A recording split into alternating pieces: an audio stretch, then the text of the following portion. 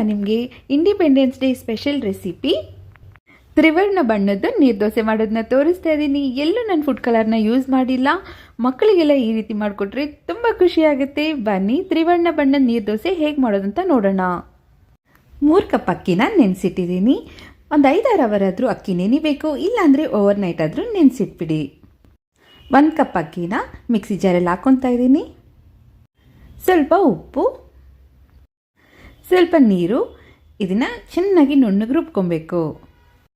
ನೋಡಿ, ಹಿಟ್ಟು ಈ ಥರ ತೆಳ್ಳಗಿರಬೇಕು. ಇದನ್ನ ಪಕ್ಕಕ್ಕಿಡೋಣ.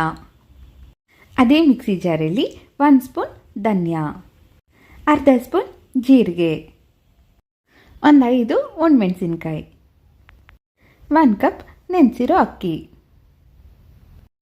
ಸ್ವಲ್ಪ ಉಪ್ಪು, ಒಂದು ಸ್ವಲ್ಪ ಹುಣಸೆಹಣ್ಣು.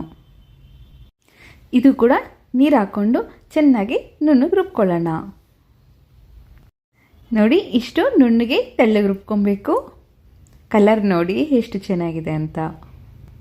ಇದನ್ನು ಕೂಡ ಪಕ್ಕಕ್ಕಿಡೋಣ.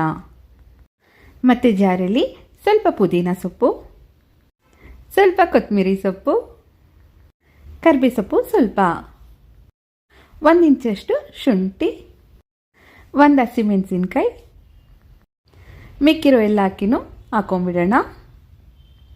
ಸ್ವಲ್ಪ ಉಪ್ಪು, ನೀರು ಹಾಕ್ಕೊಂಡು ಚೆನ್ನಾಗಿ ನುಣ್ಣಗೆ ರುಬ್ಕೊಬೇಕು. ನೋಡಿ, ಇದು ಕೂಡ ತೆಳ್ಳಗೆ ನುಣ್ಣಗೆ ರುಬ್ಕೊಂಡಿದ್ದೀನಿ. ನೋಡಿ ಎಷ್ಟು ಕಲರ್ಫುಲ್ಲಾಗಿ ಹಿಟ್ಟೆಲ್ಲ ರೆಡಿಯಾಗಿದೆ ಅಂತ. ಇವಾಗ ದೋಸೆ ಹಾಕೊಳ್ಳೋಣ. ತವ ಇಟ್ಕೊಂಡಿದ್ದೀನಿ. ತವ ಬಿಸಿ ಆಗಿದೆ. ಫಸ್ಟು ಕೇಸರಿ ಬಣ್ಣದ ಕಲರ್ ಹಿಟ್ಟನ್ನು ಹಾಕೊಳ್ಳೋಣ. ಮೇಲ್ಗಡೆ ಸ್ವಲ್ಪ, ಈಗ ಬಿಳಿ ಹಿಟ್ಟು. ನಾನು ಮಾಡೋ ರೆಸಿಪೀಸ್ ನಿಮ್ಗೆ ಇಷ್ಟ ಆದರೆ ದಯವಿಟ್ಟು ಸಬ್ಸ್ಕ್ರೈಬ್ ಮಾಡಿ, ಹಾಗೆ ವಿಡಿಯೋನ ನಿಮ್ಮ ಫ್ರೆಂಡ್ಸ್ ಎಲ್ಲರಿಗೂ ಶೇರ್ ಮಾಡಿ. ಈಗ ಲಾಸ್ಟಲ್ಲಿ ಹಸಿರು ಬಣ್ಣದ ಹಿಟ್ಟು ಹಾಕೊಳ್ಳೋಣ. ತುಪ್ಪ ಅಥವಾ ಎಣ್ಣೆ ನಿಮ್ಮ ಇಷ್ಟ. ನಾನಿಲ್ಲಿ ಎಣ್ಣೆ ಹಾಕ್ತಾಯಿದ್ದೀನಿ. ಮುಚ್ಚಿಟ್ಬಿಡೋಣ. ದೋಸೆ ಚೆನ್ನಾಗಿ ಬೇಯಲಿ. ದೋಸೆ ಬೆಂದಿದೆ. ಇವಾಗ ತೆಗೆದುಬಿಡೋಣ.